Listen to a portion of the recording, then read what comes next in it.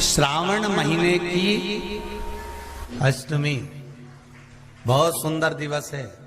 बहुत बहुत बधाइयां महाराज। वो दुर्गा कोई साधारण नहीं है,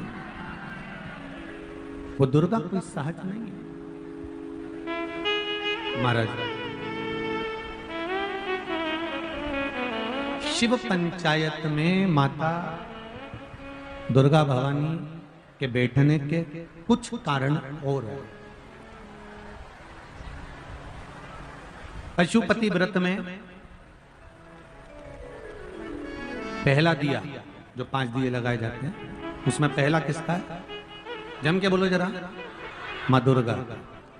दूसरा दीप पशुपति व्रत में जो दूसरे नंबर का दिया लगाया जाता है, वो दीप हमारे कुल देवी, कुल देवता, पितृदेव, आहुत देव, वासुक देव, जो भी आपके घर के देवी देवता हैं, उसके निमित्तार्थ लगाया जाता है। दूसरा दीप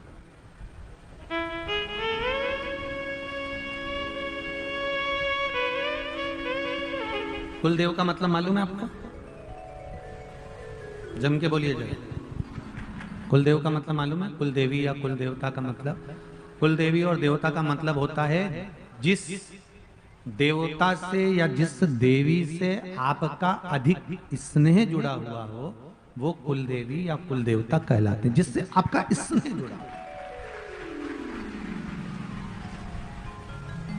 जिसके प्रति आप पूर्ण तरह से समर्पित हो, जिसके प्रति आप पूर्ण तरह से समर्पण का भाव रखते हो, और जिनकी पूजन और अर्चना आपको श्रेष्ठ लगती है, अच्छी लगती है।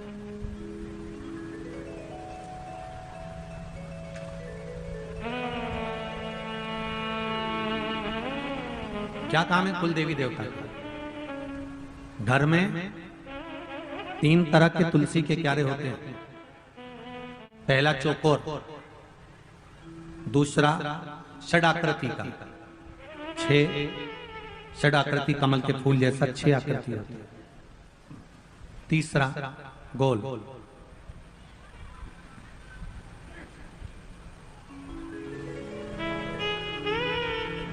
इन 3 तुलसी के क्यारों में पुराने समय के घरों में सबसे ज्यादा जो तुलसी के क्यारे होते थे, वो चौकोर होते थे, गोल होते थे कि षडाकृति के होते थे। सबसे ज्यादा यदि पुराने घरों में तुलसी के क्यारे होते थे, आज भी गांव-गांव में, महाराष्ट्र, गुजरात, राजस्थान, छत्तीसगढ़, मध्य प्रदेश, साउथ में, आंध्रा में, तमिल में, तुम्हें जहां जाकर देखोगे, उत्तराखंड आदि आदि में सबसे ज्यादा अगर तुलसी के क्यारे मिलेंगे तो आपको चौकोर मिलेंगे। जम के बोलो, कौन से मिलेंगे? चौकोर। क्यों होते हैं वो?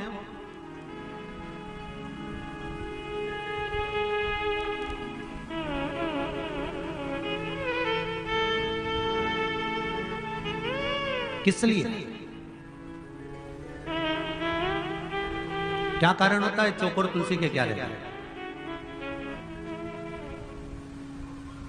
कि चौकोर जो तुलसी का क्यारा होता है, इसमें पितरों का, कुल देवता का, कुल देवी का, कुल के जितने भी हमारे पूर्वज होते हैं, उनका स्थान चौकोर तुलसी के क्यारे में बना हुआ होता है। अपने आप उसको बनाने की जरूरत नहीं पड़ती।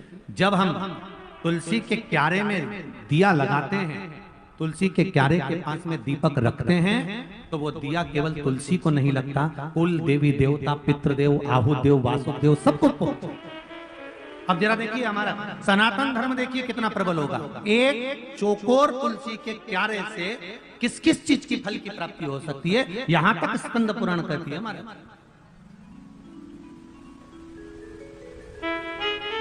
किस किस के यहां पर चौकोर तुलसी का क्यारा? जरा हाथ उठाओ। सबके यहां? अरे वाह, धर लो जरा, धर लो, बहुत बड़ी। चौकोर तुलसी का क्यारा किस किस चीज की फल देता है? चौकोर तुलसी के क्यारे में अगर परिधि होती है, परिधि से मतलब होता है, चौकोर जो क्यारा होता था उसमें 3-4 परिधियां होती थी।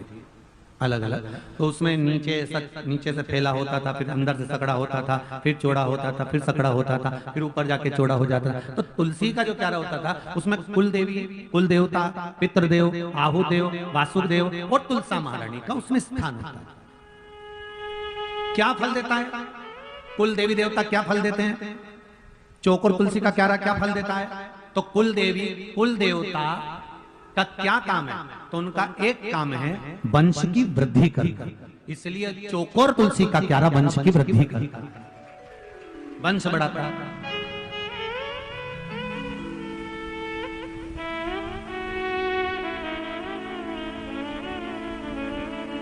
अगर चौकोर तुलसी के क्यारे में बहू विवाह कर आई, बेटी अगर विवाह कर आई ससुराल में, और ससुराल में आने के बाद उसने एक नियम ले लिया कि मुझे तुलसी के क्यारे में जल डालना है, घी का दिया लगाना है, दीप लगाना है, तो उसके घर में कभी वंश की कमी नहीं हो सकती, वंश बढ़ेगा ही, चाहे वर देना पड़ेगा। स्वयं यशोदा जी का चरित्र कहता है, स्वयं यशोदा जी का चरित्र, यशोदा जी की माता जी, माता यशोदा की मां पाटला देवी, और पाटला देवी ने अपनी बेटी यशोदा को कहा, पुत्री मुझे एक संत ने यमुना जी के घाट पर कहा है कि तू ब्राह्मणों का भोजन तुलसी के क्यारे के नीचे कर, और श्रावणी पूर्णिमा के दिन अगर तू ब्राह्मणों का भोजन कराएगी, तुलसी के क्यारे के नीचे दीपदान करेगी, और अगर तू ब्राह्मणों का भोजन कराएगी तो बेटी तेरी भी गोद जरूर संतान से भरेगी, ये पक्का कहती हूं। माता पाटला देवी ने अपनी पुत्री यशोदा को यह बात कही। चौकोर तुलसी का क्यारा क्या बढ़ाता है घर में? जम के बोलो सभी लोग, वंश बढ़ाता है। दूसरे नंबर पर तुलसी का क्यारा होता है षड आकृति का, 6 कोने होते हैं, षड आकृति का, षटकोण जैसा होता है। ये काय के लिए होता है? तो कहा ये घर में आने वाली समस्या को दूर करता है। षड आकृति का तुलसी का क्यारा। और एक तुलसी का क्यारा होता है गोल, जिसको कुंड कहते हैं, कुंडी कहते हैं, जिसमें तुलसी लगी होती है। गोल तुलसी का क्यारा स्कंद पुराण कहती है ये व्याधियों को हरता है। काय को हरता है? व्याधियों। जिसके घर में गोल तुलसी का क्यारा होता है, घर में अगर अनहोनी होने वाली होती है तो 2 दिन पहले, 4 दिन पहले, 6 दिन पहले, 8 दिन पहले ऐसा हृदय में महसूस होना चालू हो जाता है कि कुछ होने वाला है। जिस की यहाँ पर गोल तुलसी के क्यारे होंगे उसको इस चीज का अंदाजा होगा कि उसके घर में कहीं ना कहीं उसको भान होने लगता है कि कुछ होने वाला है, कुछ ऐसा घटने वाला है, कुछ ऐसा होने वाला है। उसको भान हो जाता है, उसको स्मरण हो जाता है। अब उसको लगता है कि ये कैसे मालूम पड़ता होगा, कैसे मालूम हो जाता होगा कि कुछ घटना घटने वाली है, कुछ होने वाला है। तो वो गोल जो तुलसी का क्यारा, वो व्याधि को है।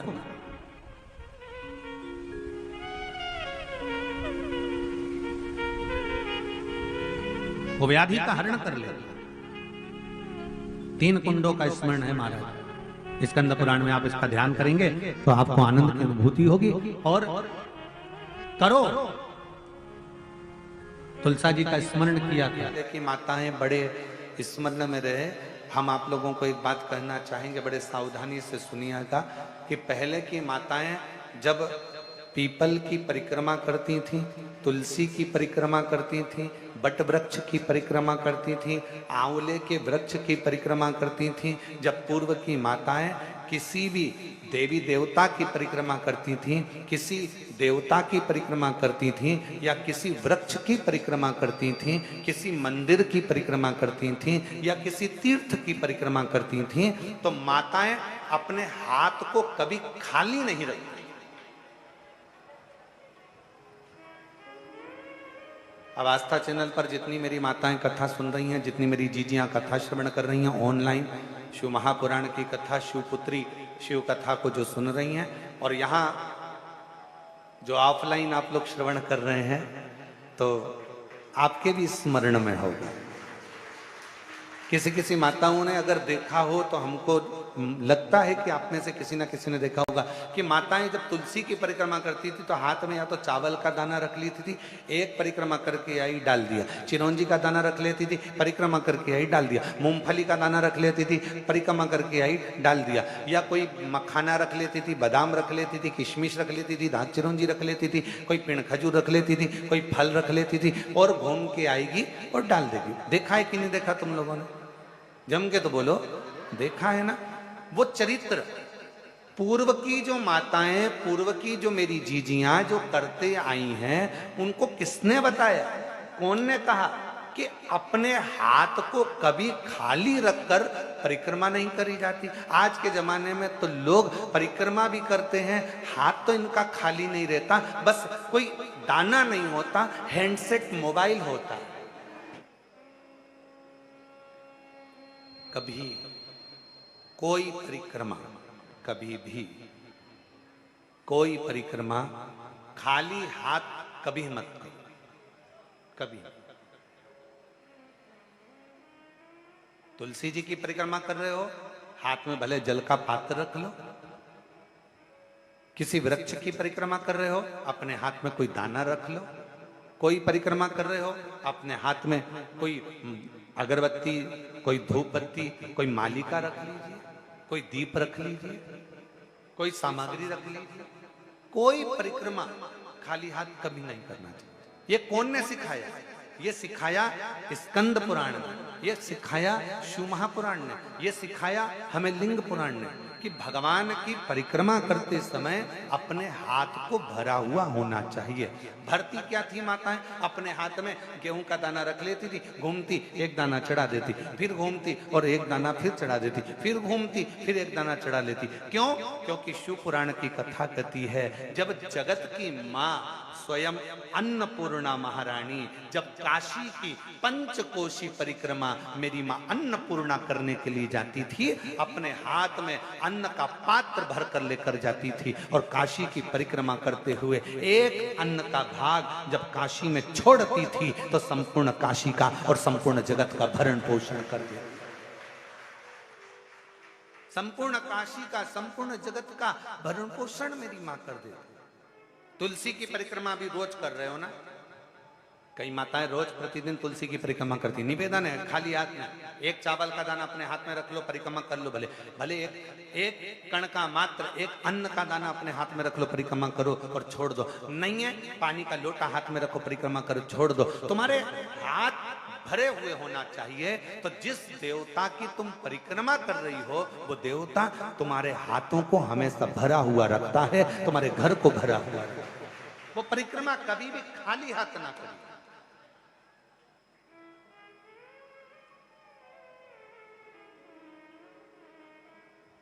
और यदि हाथ में कोई अन्न का दाना नहीं है, कोई सामग्री नहीं है, कोई पदार्थ तुम्हारे हाथ में नहीं है, तो हाथ में तुलसी या रुद्राक्ष की माला रख लो, गौमुखी रख लो और परिक्रमा करते समय वो हाथों से भर कर रख लो। कुछ भी हाथ से भरा होना चाहिए जो परमात्मा की शरणागति का, भगवान की शरणागति का सुख प्रदान करते, जो भगवान की शरणागति का सुख, भगवान की शरणागति के सुख को प्रदान कर।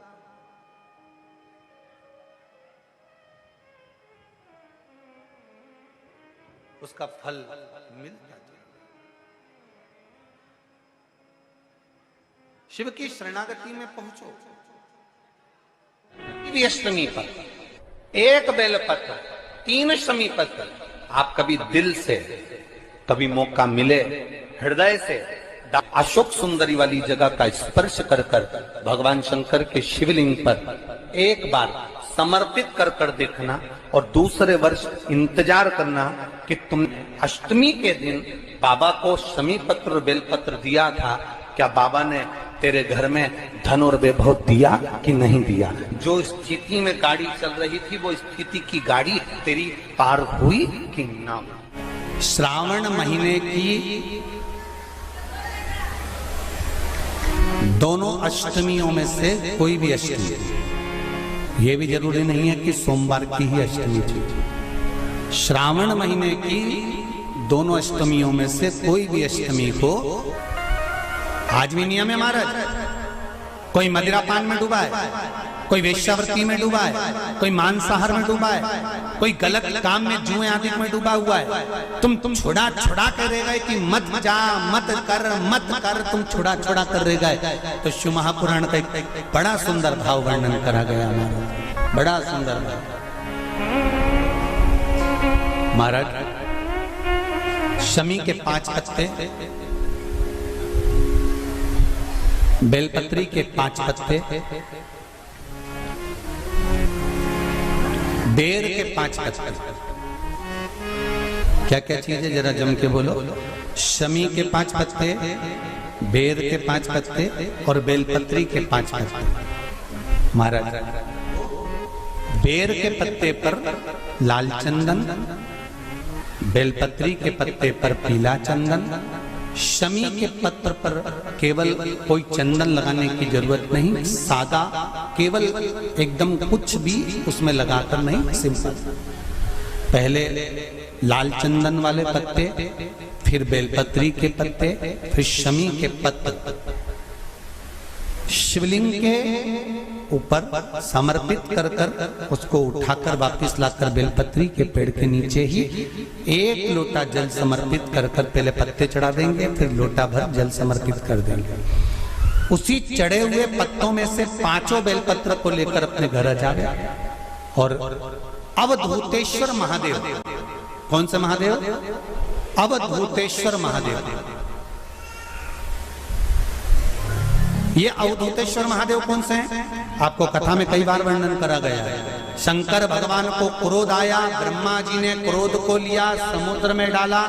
उस रूप को क्रोध का एक रूप था, क्योंकि जो मदिरा पान करने वाले होते हैं, व्यसन करने वाले होते हैं, गलत काम करने वाले होते हैं, इनको सुधार कर जाओ। जितना तुम समझाओगे ये उतना आग बबूला होंगे। तुम बच्चों से कहोगे गलत लड़के के साथ रह रहा मत रहे, तो और ज्यादा क्रोध करेगा, और चिड़चिड़ करेगा, और अपशब्द कहेगा। तो ये क्रोध को संयमित कर देगा। अवधूतेश्वर महादेव।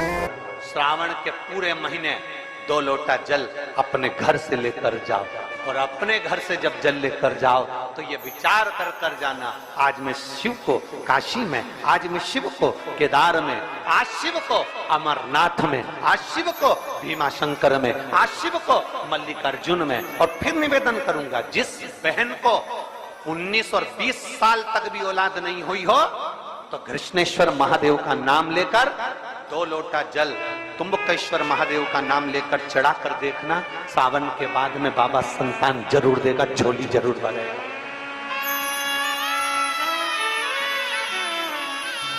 कहीं नहीं जाना, अपने नजदीक में, अपने घर के पास में, अपने मोहल्ले में, अपनी गली में, अपने चौराहे पर, अपने घर के पास में जो शिवालय हो, जो शंकर का मंदिर हो, वहां जाओ, 2 लोटा जल समर्पित करो। और फिर निवेदन करूंगा, जल से ज्यादा जरूरी है मेरे भोलेनाथ जी के मंदिर की सफाई करना। अब कीचड़ चालू हो जाएगा, पानी चालू हो जाएगा, सावन का महीना चालू हो जाएगा। अपने साथ एक कपड़ा लेकर जाओ, बाबा के मंदिर को पूरा साफ कर कर, बाबा के शिवलिंग का स्नान कर कर, बेलपत्र निर्माल्य जितना पड़ा है उसको उठाकर कहीं विसर्जन के लिए, किसी नदी तालाब बावड़ी में नहीं, किसी कुएं में नहीं, निर्माल्य तालाब में, नदियों में, बावड़ी में डालने के बाद वो निर्माल्य सड़ता रहता है, नदी नाले का पानी सूखता रहता है, उसमें कीचड़ इकट्ठा हो जाता है। उस निर्माल्य को इकट्ठा करो, गाड़ी में भरो, किसी एक खड्डा खोदकर वहां दबाकर उसकी खाद तैयार करो, और बाद में बेलपत्री के वृक्ष के नीचे उसको डालते रहो। पर ध्यान रखना कि निर्माल्य हमें नदी तालाब बावड़ी कुएं में नहीं डालना, उसको एकत्रित करना। शिव के मंदिर की जितनी सफाई कर सकते हो, शंकर के मंदिर को जितना साफ कर सकते हो, शंकर के मंदिर को जितना निर्मल कर सकते हो, उतना करो। अपने मन में एक भाव बना लो, जैसे भगवान विष्णु ने एक भाव बनाया था, सावन के महीने में 108 कमल के पुष्प शंकर जी को दूंगा। पार्वती जी ने भाव बनाया था, श्रावण के महीने में शंकर जी को 2 लोटा जल समर्पित करूंगी। माता सती जो भगवान शंकर की अर्धांगिनी रही, उन्होंने भाव बनाया था, मेरे देवादिदेव महादेव को रिझाने के लिए मैं भगवान शंकर की 108 वृक्ष लता से स्नान कराऊंगी। ये अपने भीतर एक संकल्प अपने भीतर लेना है कि श्रावण के महीने में हमें शिव को कैसे रिझाना है।